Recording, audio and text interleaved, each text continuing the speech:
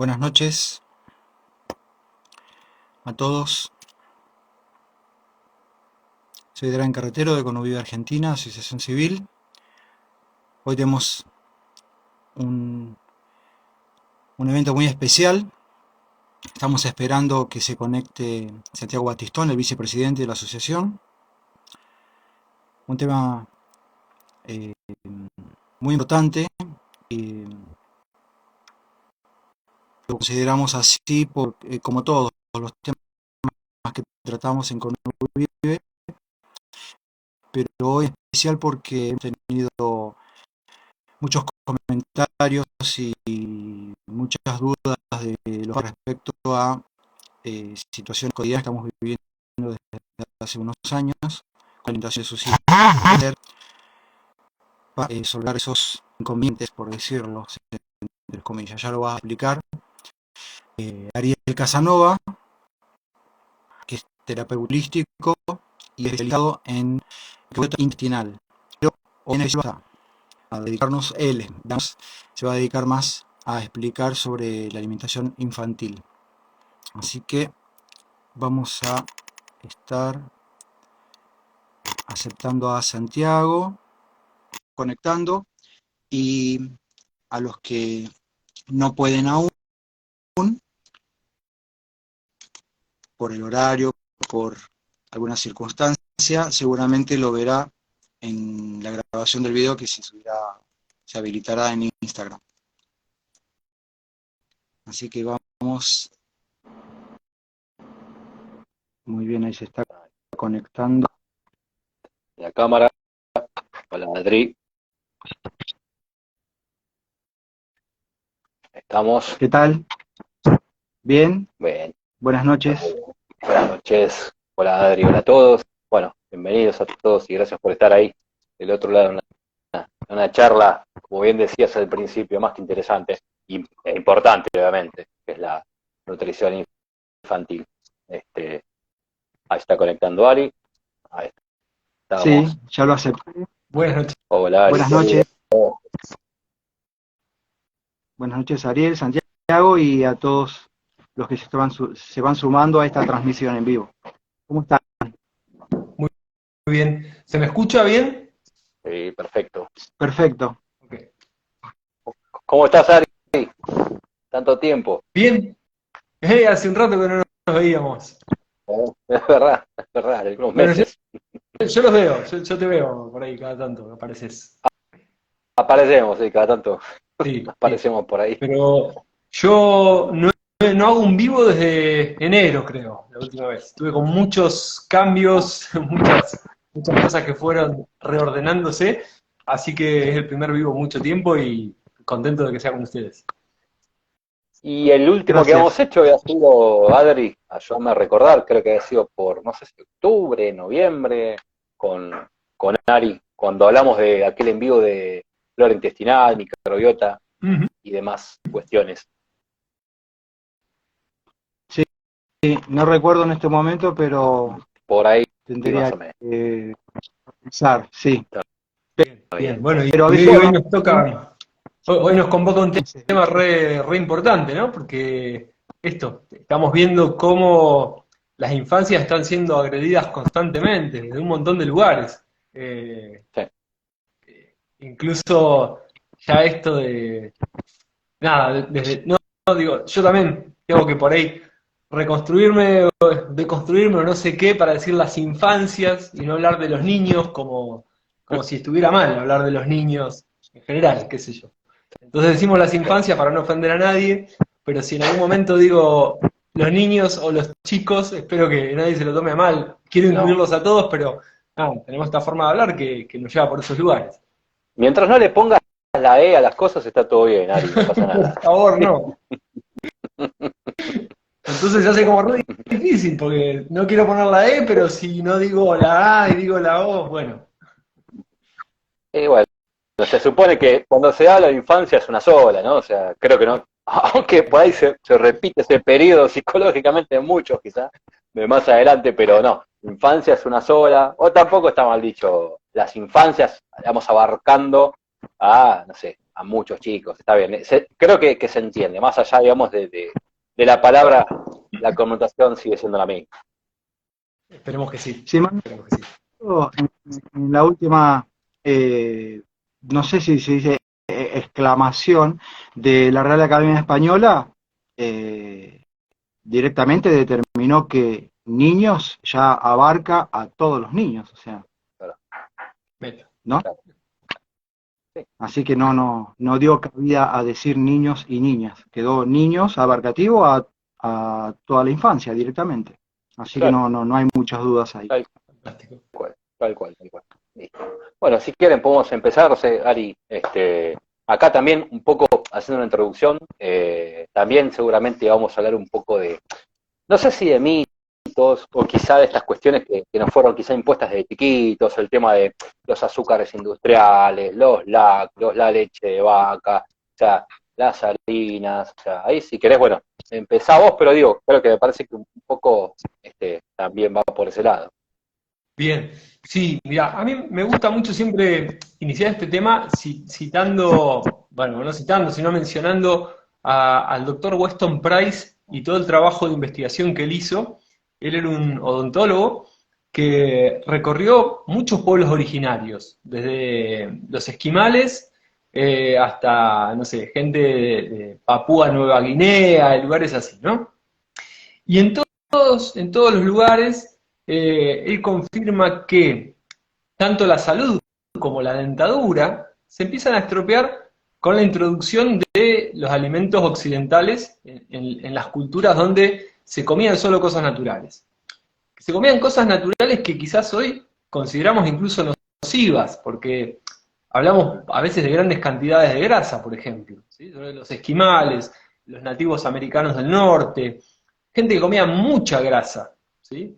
Pero bueno, también su exposición al sol, a la naturaleza, un montón de factores, con una alimentación con una densidad nutricional elevada, hacía que tuvieran unas dentaduras impresionantes. Los esquimales arrancan prácticamente la carne de foca cruda y la mastican y tienen una dentadura perfecta.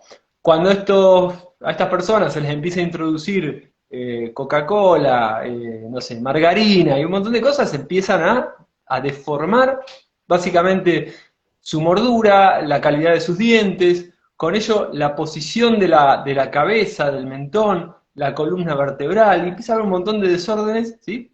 Que los podemos encontrar ahí en la alimentación. Y por otro lado, si revisamos un poco más cerca, si nosotros vamos hacia atrás a nuestros abuelos o bisabuelos, dependiendo de la edad que tenga el público, ¿no? Pero en mi caso que tengo 43, si pienso en mi abuela, que ya está recontra muerta, tendría 100 y pico. Y esta gente, en su infancia, cuando la economía lo permitía, también tenía una alimentación nutricionalmente densa en cuanto a que comían manteca, comían huevos, comían carne, ¿sí? Bueno, en épocas de guerra, donde hubo pobreza y se comía mucho legumbre y cereal, también hubo mucha desnutrición y mucha enfermedad.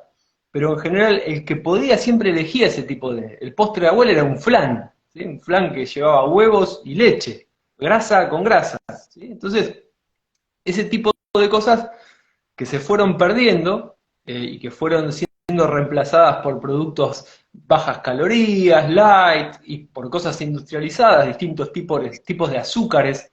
Ya no hablamos del azúcar de caña común, que por sí tiene un montón de desventajas, pero ahora hablamos de dextrosa, maltosa, un montón de osas, ¿sí? Que se van agregando junto con jarabe de maíz de alta fructosa, y que hacen que se diluya un poco el ingrediente azúcar, pero sin embargo tiene un montón de azúcares muy diferentes y complejos algunos, otros simples, pero que en definitiva terminan sumando una cantidad anormal, ¿sí? Que va fuera de lo que es la ley biológica de la cantidad de energía que necesitamos y terminan generando en los niños un montón de desórdenes.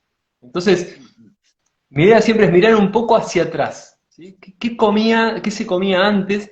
Y yo creo que ahí tenemos una gran parte de la resolución del problema de por qué los niños hoy están con una alimentación bastante defectuosa.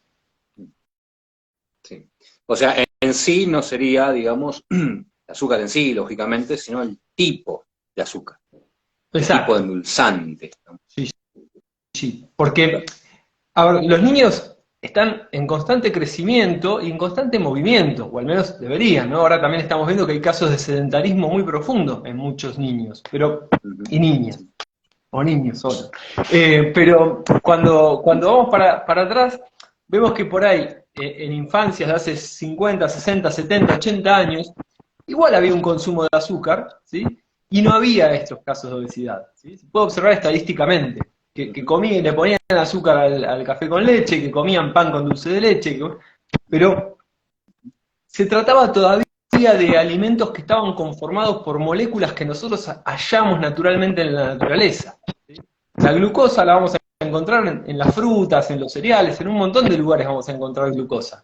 Entonces, quizás comer una cucharada de azúcar, sí, puede traer una alteración al metabolismo si se hace a largo plazo, puede alterar la microbiota intestinal, puede tener algunos problemas, pero en general, en una cantidad más o menos normal, es algo bien tolerado. Ahora, cuando a esto le agregamos colorantes, conservantes, estabilizantes, saborizantes, todo un montón de cosas, se lo damos diariamente a los niños, y encima los tenemos en una actividad escolar que implica estar un montón de horas sentados, sin exposición a la luz del sol, sin exposición a los elementos de la naturaleza, y cuando llegan a casa se ponen con la PlayStation o lo que sea, o a hacer tareas, ¿sí? Entonces ahí estamos acumulando una cantidad enorme de energía, de cosas que el cuerpo no sabe muy bien cómo administrar, y sumado a una falta total de movimiento y de contacto con la naturaleza que termina generando casos de obesidad, sobrepeso, diabetes, colesterol, hipertensión, un montón de cosas que en la infancia no tendrían que existir. Claro. Ariel, ¿te puedo Claro, ya de por sí, a ver, nuestro organismo ya necesita glucosa, pero esto también vamos a lo mismo, te pongo el ejemplo claro del agua. Nuestro organismo también necesita el agua, pero vos abrís el agua de la canilla y te encontrás con cloro elemental u otros halógenos, como quizá la presencia del flúor o metales pesados. Entonces decís, bueno, perfecto, el cuerpo necesita agua, pero ¿qué tipo de agua necesita? Y acá, ¿qué tipo de glucosa necesita el cuerpo? Exacto, sería más o menos por ahí. Sigo en la glucosa, siempre es la glucosa, pero claro, ¿qué tipos de azúcares? ¿Sí? Y en qué cantidad y en qué momento? También esto, respetar el ciclo circadiano, ¿no? Cuando a la hora de ir a dormir, que el cuerpo ya produce menos insulina, ¿sí? Que tiene una absorción menor de los carbohidratos a nivel intestinal, si nosotros encima a esa hora le ofrecemos golosinas, le damos un helado, un postrecito, ¿sí? Y el niño se va a dormir, si puede dormir, claro, estamos generando más desorden metabólico. Estamos yendo a contramano de leyes naturales que implican que yo voy a meter energía en el cuerpo para utilizarla, no para irme a dormir. Que esto pasa también con los adultos, digo, pero en los niños el daño es mayor porque su cuerpo, sus hábitos, están en pleno desarrollo. Quería preguntarte algo, Ariel, ¿se me escucha? ¿Bien? Sí. Sí, perfecto. Recién comentaste respecto a grasas, y aunque sea antes de que abordes tu tema principal, si puedes comentar en un par de minutos, porque creo que desde siempre hemos tenido la idea, por la cultura, o mala cultura, de que las grasas son malas y no hay que evitar las grasas, evitar mantecas y demás, pero de repente... ¿qué opinás vos? Porque debe haber ciertos tipos de grasas y que necesitamos grasas. ¿Cómo Absolutamente. comentar?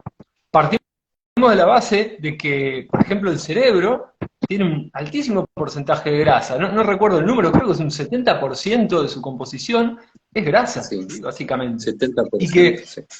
nuestro primer alimento, cuando nacemos, que la leche materna, debería ser la leche materna, es grasa y azúcar, ¿sí? Básicamente. Es dulce y es grasosa. O sea, pero sobre todo la grasa se vuelve algo fundamental para el desarrollo de todos los órganos, para el transporte de vitaminas liposolubles y hormonas, ¿sí? Las hormonas desde la tiroides hasta las hormonas sexuales se transportan a través de las grasas para recubrir.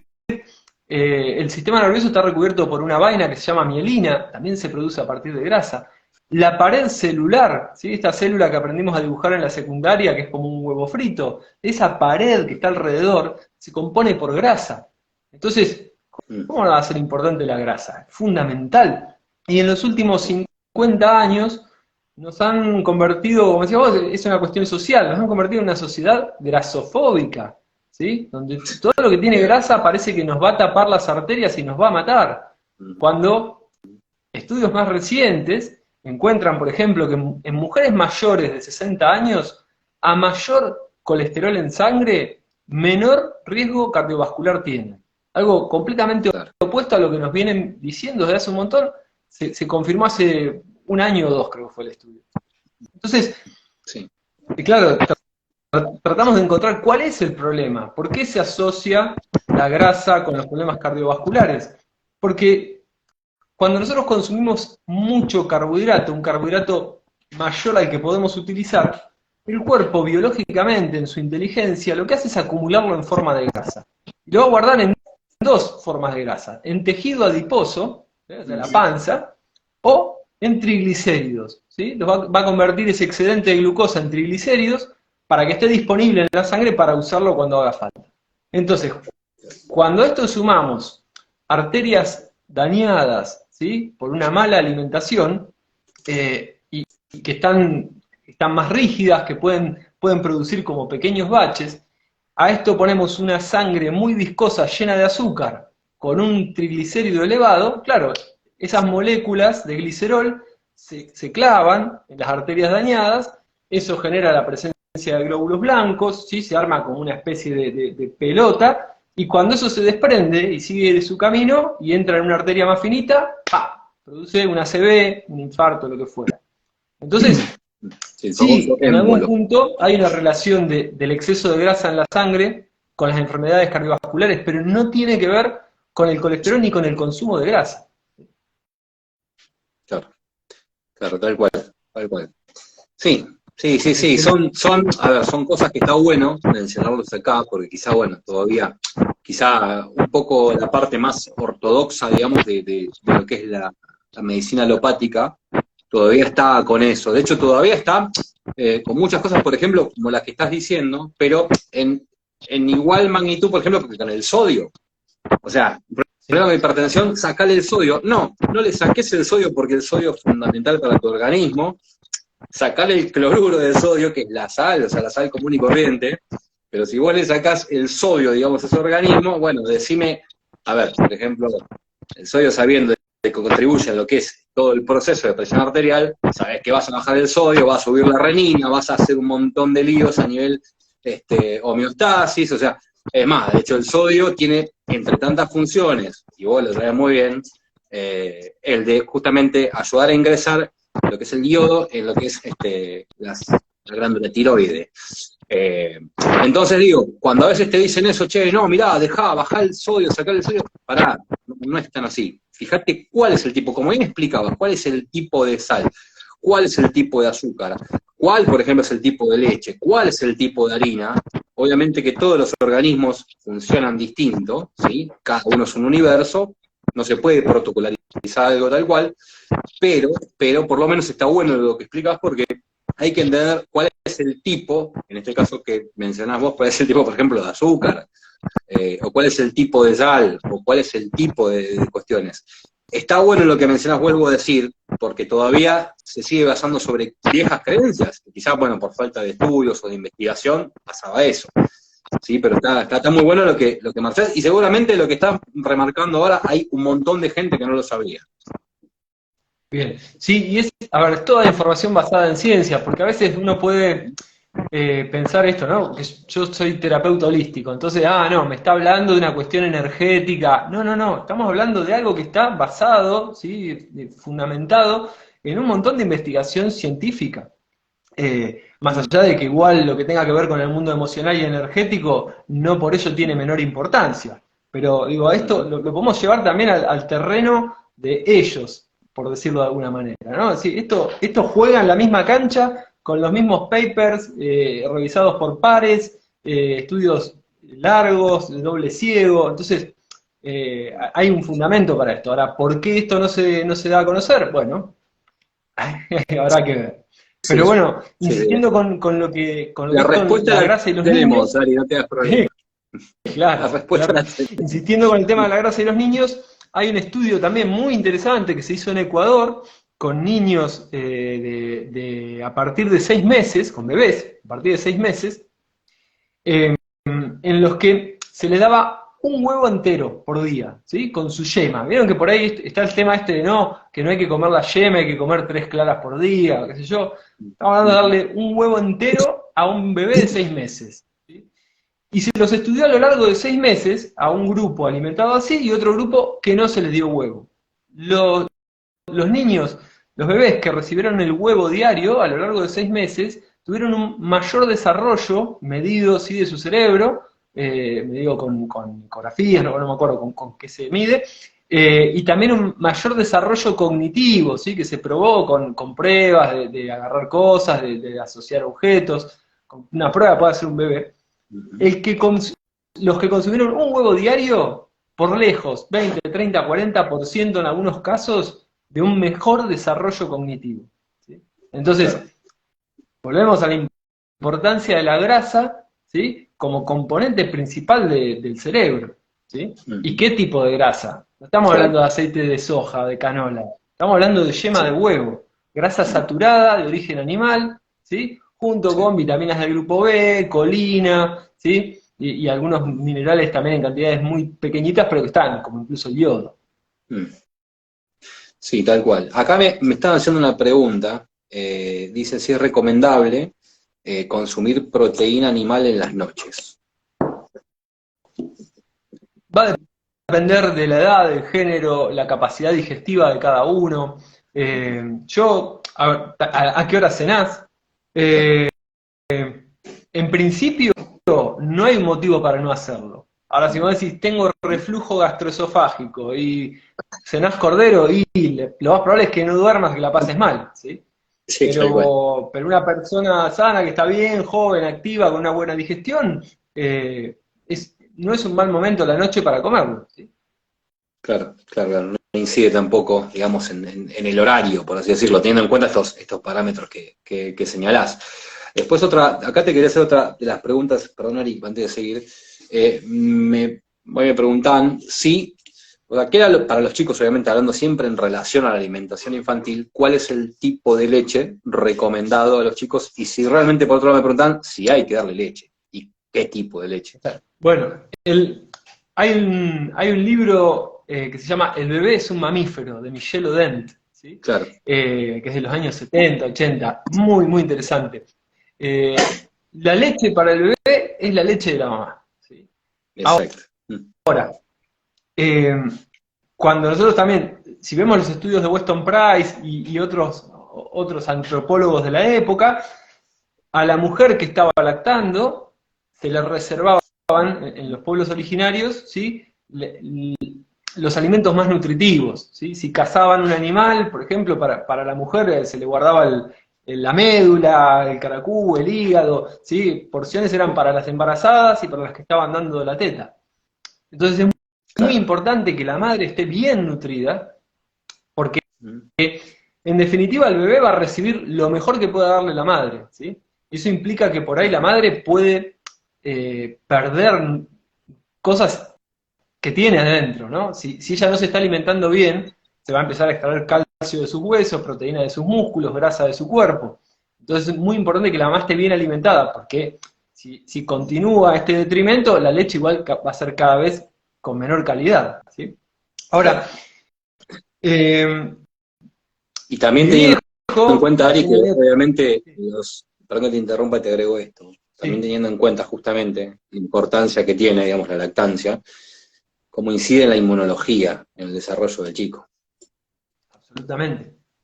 La microbiota intestinal del bebé se forma cuando atraviesa el canal vaginal, ¿sí? Y por su nariz y su boca entran todas las bacterias que la mamá en los últimos 3 meses del embarazo va modificando, ¿sí? La microbiota vaginal cambia completamente, el cuerpo sabe y prepara ese lugar para que el bebé pase y absorba cantidad enorme de bacterias. Y la segunda parte importante es la lactancia, el contacto con la piel de la mamá, la leche, todo eso va a contribuir a establecer una microbiota sana que va a determinar la salud de toda la vida de ese bebé. De hecho, está demostrado que cuando hay parto por nacimiento por cesárea, cuando no hay lactancia, hay más riesgo de desarrollo de asma, alergias, intolerancias, un montón de cosas que tienen que ver con la microbiota intestinal. Claro.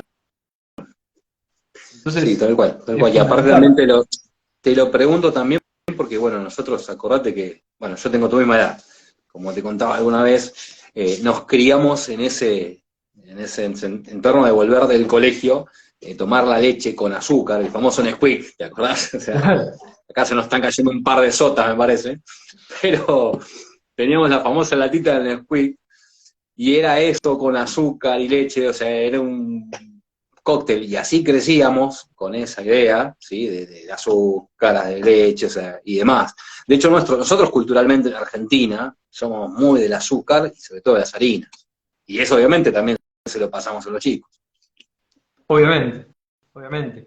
Con una calidad cada vez inferior en esos productos, con un consumo cada vez mayor, y a esto sin la actividad física que teníamos por ahí en los 80, ¿no? Sí. Entonces, y si a esto le vamos sumando un montón de aditivos y un montón de cosas que le ponen en el cuerpo, claro, es una bomba de tiempo.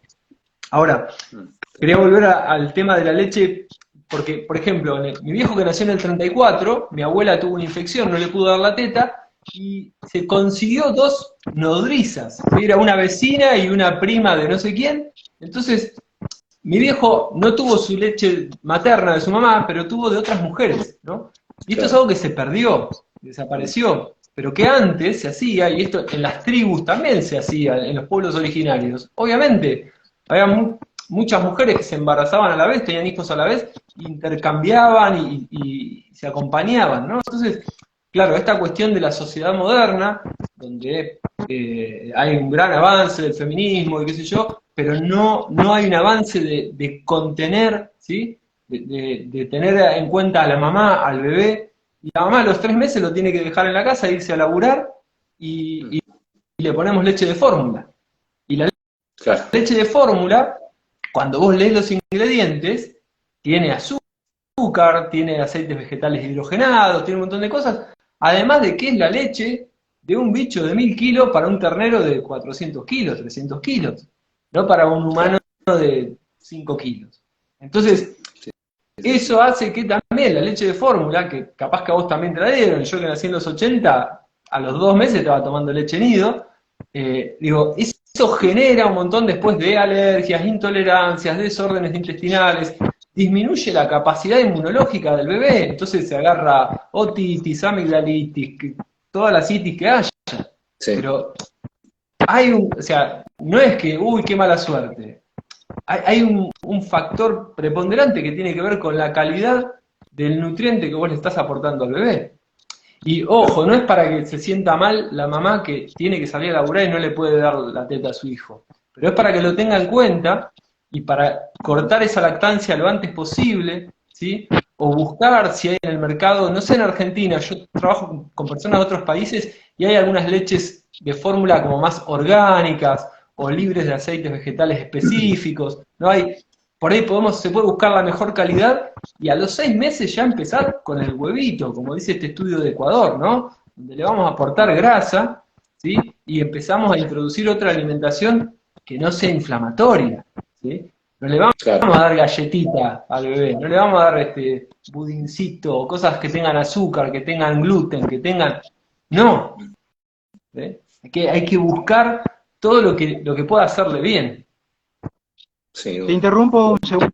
Yo sé que posiblemente para una pregunta que me pareció, bueno, todas interesantes, pero una que me llamó la atención, que quizás necesitaríamos un vivo completo para eso, porque debe ser muy difícil de explayarse, ¿no? En 2 minutos, pero una pregunta preguntaba para chicos con autismo. Y debe ser muy complejo responder muy brevemente porque debe haber una gama dentro del espectro autista, hay varios, ¿sí? Y también nombrar a muchos alimentos también es complicado, ¿no? En 2 minutos, aunque se hace una mención, y si alguna pregunta pueden hacértela en tu canal. Sí, Alguna persona que pueda me consultar. busquen o que me escriban en mi cuenta. Pero mirá, es muy interesante este tema porque, bueno, una de las personas que lo investigó es la doctora Campbell McBride, me parece, McBride o algo así, que ella formuló la dieta que se llama GAPS, ¿sí? Quiere decir Gut and Psychology Syndrome, ¿sí? O sea, es el síndrome de el intestino y la psicología. Es una traducción bastante chota, pero es eso, ¿no? Básicamente, donde ella relacionó un montón de trastornos del espectro autista que veía en su consultorio con disbiosis intestinal. Entonces, cuando se empiezan a analizar, ¿sí?, los casos uno por uno, se ve que cada niño con autista tiene un desorden en su intestino. Entonces, dice, bueno, vamos a trabajar sobre el intestino, ¿sí? Y eliminando todas las sustancias inflamatorias, como les decía, gluten, caseína, lactosa, azúcar, legumbres y por supuesto ultraprocesados, empieza a notar un montón de cambios en los niños. No es que se curan de golpe, pero empiezan a tener mejoras en su registro del otro, en su respuesta cognitiva, en un montón de cuestiones, en su estado de ánimo, ¿sí? Empiezan a cambiar a partir de quitar todo eso de la dieta. Y yo he visto personalmente, hace mucho, lo vi en un jardín de infantes, un niño con espectro autista, que le estaban dando Coca-Cola. Entonces, Claro. es una pena que esto sea completamente ignorado, pero no es que el chico se hizo autista porque tomó Coca-Cola, pero a un chico con autismo vos le sacás la Coca-Cola y mejora un 15, un 20%. Entonces, es súper importante. Ahí, Ari, tengo una consulta, ya que estamos tocando ese tema.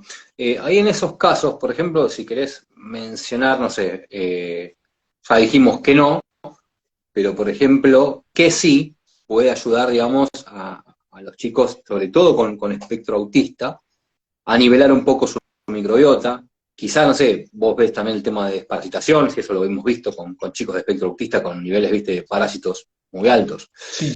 Pero, ¿qué recomendarías o qué tips, digamos, te gustaría resaltar como algo benefactor, digamos, para hacer una nivelación de lo que es la microbiota, sobre todo en chicos con este tipo de problemas?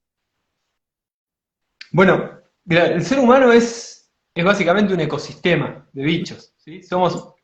Tenemos 30.000 millones de células humanas y alrededor de 40.000 millones de células bacterianas. O sea que somos más bichos que humanos. Lo estamos transportando a todas partes. ¿Por qué se desordena un ecosistema? ¿No se acuerdan en un capítulo de Los Simpsons que un Bart lleva una rana americana, la lleva a Australia, y de golpe desordena todo el ecosistema, ¿no? Bueno, siempre con su primado negativo tan fino. Bueno, acá ocurre algo parecido.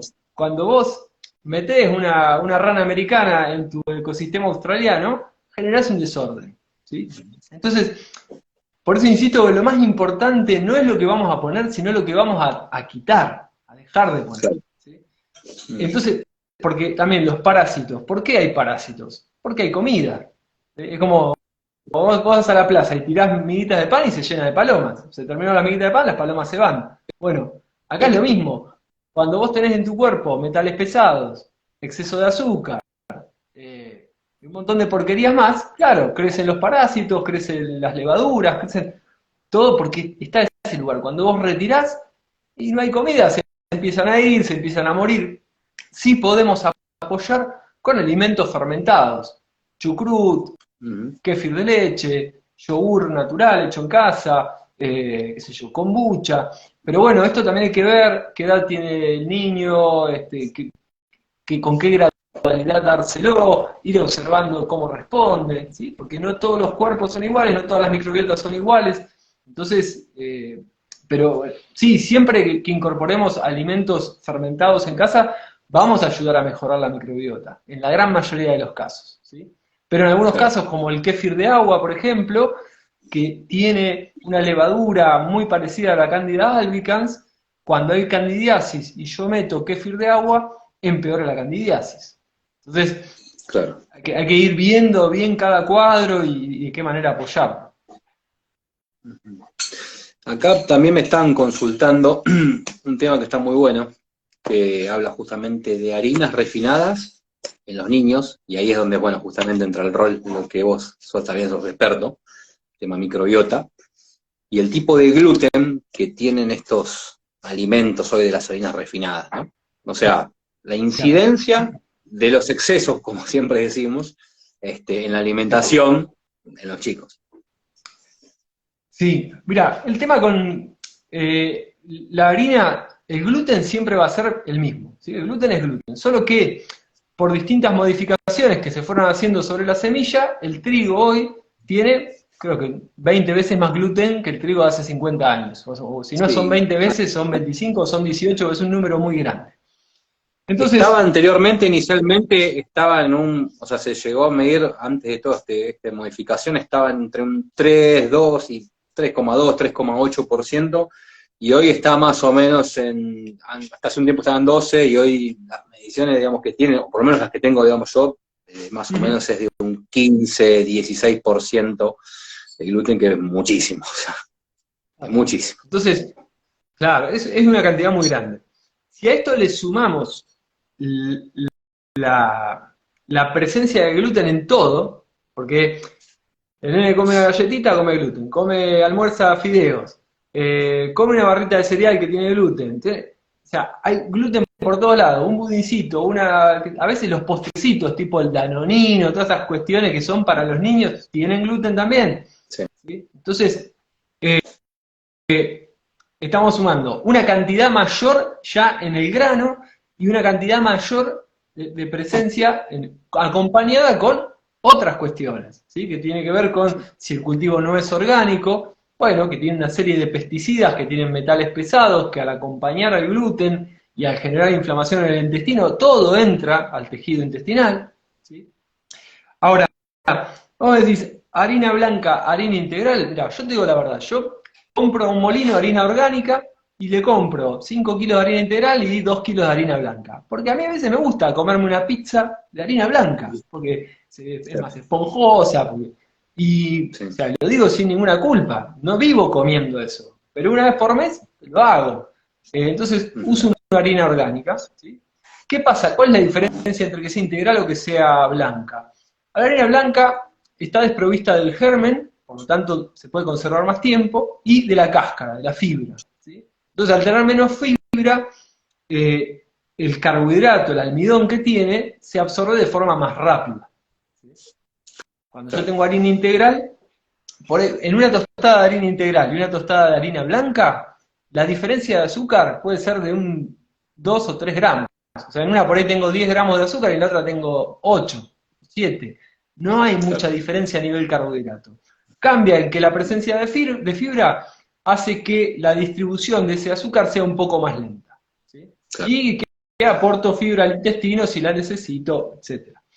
Ahora, metabólicamente no hay una gran diferencia. Y si yo a esa tostada le voy a poner palta, manteca y un huevo revuelto arriba y me lo como, y la verdad que es lo mismo, ¿sí?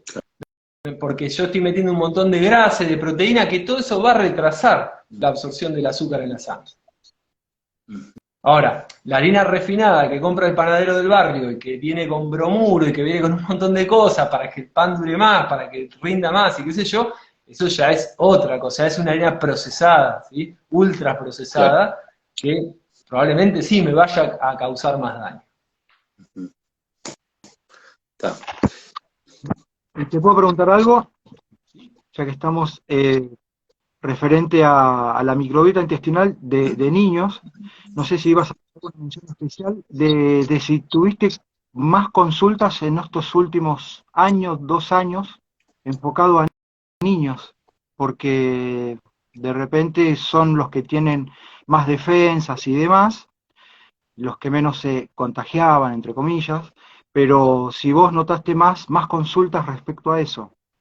No, la verdad es que no. En general, no he tenido una gran experiencia con casos de niños. Siempre son los padres que se acercan por una cuestión personal y después terminamos teniendo encuentros para ver cómo mejorar también la alimentación de sus niños, pero no he tenido reportes específicos, ¿sí? De cosas, salvo alguna cuestión de parásitos muy aislada, pero la verdad es que no noté así cambios en lo que respecta a lo que la gente me consulta a mí.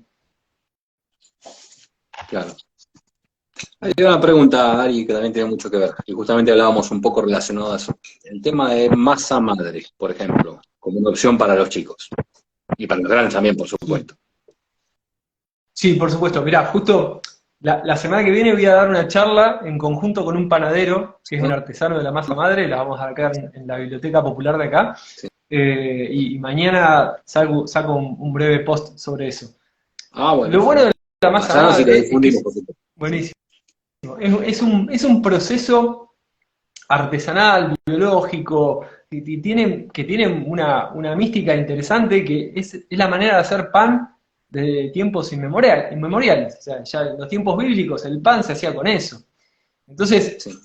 es decir, es cuando vos dejás fermentar la harina con el agua, y en ese proceso de fermentación, el gluten se va a separar en sus dos componentes, que son la gliadina y la gluteína, y ya su capacidad inflamatoria se reduce prácticamente a cero. Mientras más larga sea la fermentación, menor va a ser la incidencia negativa del gluten en tu sistema digestivo. Entonces, Claro. sí, el pan sigue siendo una fuente de carbohidrato.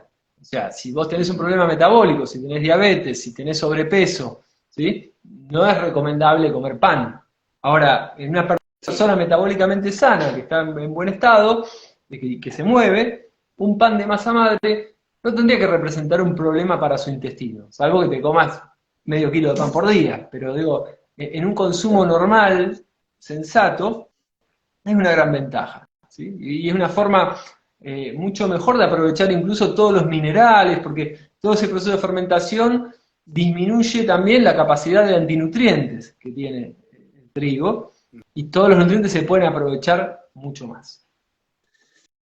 Bien, acá también tengo otra pregunta muy interesante que me preguntan, diciendo si es saludable darle jugos a los chicos. O sea, no jugos naturales, lo de software sí. Sí.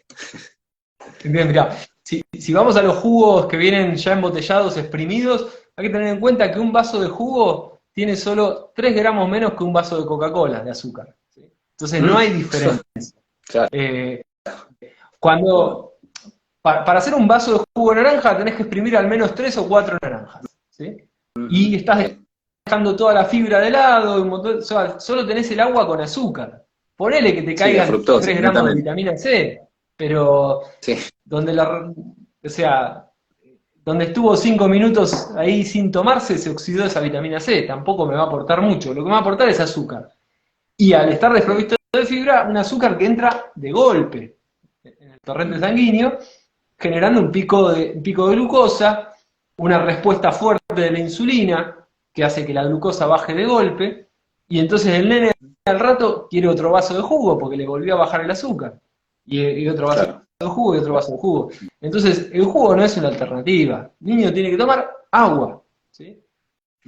Perfecto. Es más, agua. Y te está hablando de los jugos, sí, está hablando de los jugos naturales, no te hablan siquiera del Clyde y todo eso que, de hecho, se toman tantas casas. Ahí ya entramos, claro, ahí ya entramos en tierras del demonio, ¿no? Estamos colorantes, conservantes, estabilizantes, acidulantes, cosas que, bueno, que además están súper relacionadas también con los trastornos del espectro autista, ¿sí? Todos los colorantes, el rojo carmín, amarillo ocaso, amarillo alure, hay un montón que ya está demostrado neurológicamente el impacto que tienen sobre los problemas de trastorno de déficit atencional y todo lo demás. Claro, tal cual.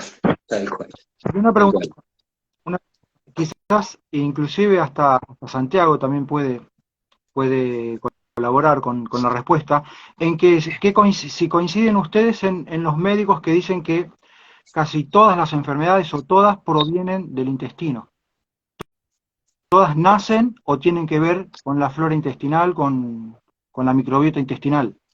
Sí, en mi forma, yo sí puedo dar mi opinión, son, más allá de, digamos, primero en principal es el equilibrio en la microbiota, y después igualmente se dan todas 3 factores que tienen denominador común, que son el pH acidificado, los déficits de oxígeno, y ni más ni menos que lo que está hablando ahora Ari, los déficits nutricionales, ¿no? Que inciden netamente justamente en todo esto. Son 3 cosas que se ven como factor común en todo tipo de lo que se llama patología. Ari lo está haciendo, digamos, lo está resumiendo todo, digamos, justamente a lo biológico, a lo natural, al equilibrio natural biológico nuestro, ¿sí? Y no a buscar una sintomatología, ponerle un nombre y tratarla. De hecho, justamente acá lo que está haciendo justamente Ari es hablar del equilibrio principal del organismo, o sea, ni más ni menos que la microbiota. Para mí ahí nace, digamos, el gran equilibrio, digamos, de la salud. Absolutamente. Además, pensá que el 90% del sistema inmunitario reside en los intestinos. Porque, digamos que las toxinas pueden entrar a nuestro cuerpo por la nariz, por la boca, no mucho más, sí, a través de la piel también, pero digo, los pulmones, por eso hay una microbiota pulmonar, ¿sí? Y hay ahí una actividad que primero es mecánica, ¿no? Tenemos las cilias, estos pelitos que expulsan y que forman el moco y te permiten eliminar toxinas y tierra, pero el resto está, como entra por la boca, es el intestino el que decide qué pasa y quién no pasa, ¿sí? Y de qué forma y haciendo qué. Entonces, claro, ahí es donde se activa todo el sistema inmunológico, por eso las enfermedades autoinmunes, psoriasis, Hashimoto, la que vos quieras, tienen una causa, un origen en el sistema digestivo, en el intestino, en la microbiota, ¿sí? Claro. Entonces, claro, en los niños que están creciendo, que se están desarrollando, cuando no cuidamos su microbiota, tienen una facilidad mayor para desarrollar problemas de salud y además para generar patrones, para estancar esas cosas. Porque estamos sentando las bases, es como un arbolito, cuando es joven vos le pones un tutor que es un palo de escoba y lo haces crecer más derecho, pero cuando ya es un roble, no lo movés con nada. Entonces, los niños que están creciendo, amén, necesitan que estemos muy pendientes de lo que estamos poniendo en sus cuerpos, porque incluso no solo a nivel nutricional, sino a nivel hábitos, esto de comer a cada rato, de comer por ansiedad, de comer por aburrimiento, estamos generando patrones de conducta que después se reproducen y que se extienden a otra cosa. Se pueden extender a la falopa, al alcohol, porque les enseñamos una forma compulsiva de relacionarse con una necesidad. Sí, tal cual, tal cual. Es verdad. No sé, Adri, ¿vos tenés alguna pregunta, Adri, perdón? Hay algunas preguntas, pero algunas que sin querer van pasando de largo y después, bueno, las olvido y demás, pero bueno, si Ariel quiere comentar algo de algunos tips como para proteger la microbiota de los chicos o algo que lo vea significativo, más allá que todo es significativo, Sí. como comentaste de gases, bueno, pero hacer hincapié en algunos puntos que te parezcan más importantes, si querés. Sí, a mí me parece fundamental que tengamos en cuenta, ¿sí? Esto que se habla tanto de que somos un ser espiritual haciendo una experiencia humana, bueno, justamente esa experiencia humana que estamos haciendo requiere que cumplamos con ciertas leyes biológicas, ¿sí? Más allá de nuestra alma, el espíritu y todo, que es fantástico, pero estamos en un cuerpito, ¿no? Este cuerpo hay que llevarlo al baño, hay que ponerlo a dormir, hay que darle de comer, y todo eso, cuando nosotros lo vamos educando correctamente desde la infancia, nos va a permitir tener adultos sanos. ¿Y qué pasa cuando uno tiene salud? Cuando uno tiene salud puede ocuparse de otras cosas. Cuando yo estoy hecho bolsa, no puedo pensar ni en la libertad, ni en la política, ni en ser creativo, porque me duele el cuerpo, porque estoy en la cama, por lo que sea. Entonces, darle salud a un niño y permitirle desarrollarla y que la pueda ejercer en su vida adulta es darle su futuro prácticamente servido en bandeja, para que después pueda hacer todas las posibilidades que tiene adentro. Entonces la salud es fundamental. Y yo creo que la salud de los niños se cuida, dándole alimentos naturales, lo que nos ofrece la tierra, que son todo bicho que camina, como dice el Martín Fierro, ¿sí? Sí. Huevos, lácteos de calidad, ver en qué momento incorporar el lácteo, cuándo, si no hay intolerancias, frutas, verduras, ¿sí?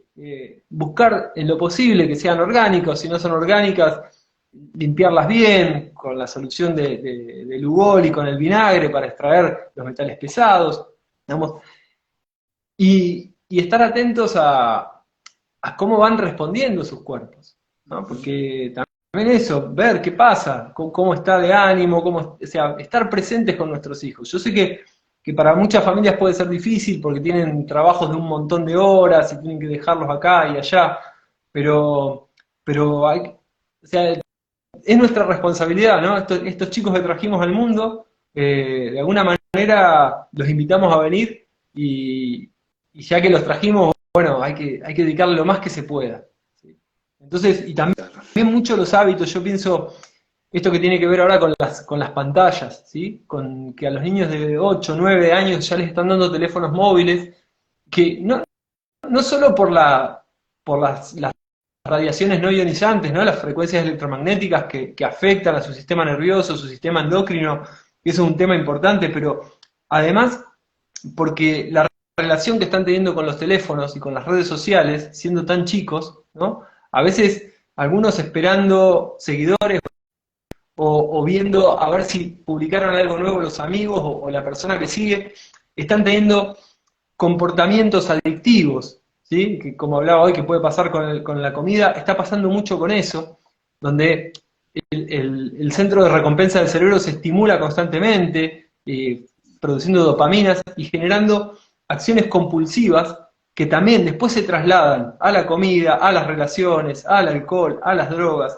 Entonces, para mí es súper importante también mirar a los niños en su conjunto, ¿sí? Lo que comen y cuidarlos de todo este entorno que si bien tiene un montón de ventajas y cosas maravillosas que cuando nosotros éramos chicos no existían y que hacen que hoy podamos conectarnos 3 personas a miles de kilómetros de diferencia, bueno, también tiene este lado oscuro que si no está bien utilizado produce mucho daño, sobre todo en la infancia. Insisto en esto, en la fragilidad de la infancia, o no en la fragilidad, sino en la plasticidad, ¿no? Todo lo que nosotros le demos forma, desde el alimento, desde los hábitos, desde la educación, desde el conocimiento, a todo eso que nosotros le damos forma, cuando el niño crece y se convierte en adulto, se cristaliza. Entonces, es pensar mucho qué queremos cristalizar, qué futuro queremos cristalizar en nuestros niños, porque eso lo estamos haciendo ahora con ellos. Bien, y tengo una pregunta, en unos minutos se va a cerrar el vivo, va a concluir, mejor dicho, y tengo una pregunta interesante de una persona que yo quisiera agregarle algo más. Me pregunta si los chicos, bueno, quizás depende de qué edades, si vos tenés conocimiento, Ariel, de si pueden tomar zeolita, o en qué dosis, o Santiago también conoce, me parece, y quisiera agregar tierra de diatomeas que también están considerando algunos médicos, como Martinelli y algunos otros, para agregar a la alimentación diaria, o sea, alimentación conjuntamente con la alimentación cotidiana, ¿no? Tradicional, mejor dicho. Bien.